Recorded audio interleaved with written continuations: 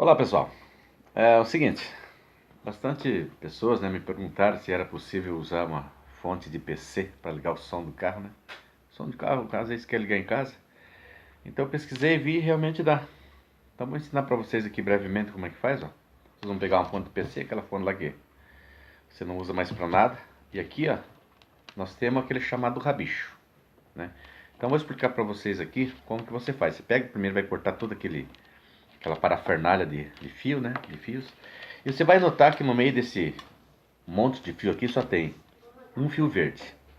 Então, o que você vai fazer? Você vai cortar esse fio verde, aí você vai cortar um fio preto e vai emendar o fio verde no fio preto, certo? Aí depois, depois disso feito, o que você vai fazer? Você vai pegar todos os fios amarelos, né? Os fios amarelos que foram cortados. Você pode dar uma descascadinha assim na pontinha deles, né? E juntá-los. E todos os fios pretos, né? Também vai cortar, vai dar uma descascadinha assim na pontinha dele e vai juntá-los, entendeu? Aí o fio amarelo, aquele fio amarelo que você cortou ali a pontinha, juntou, eles passam a ser o positivo. E você vai ligar no fio positivo que sai lá do som do carro. Para você ligar o som em casa, bem entendido, né?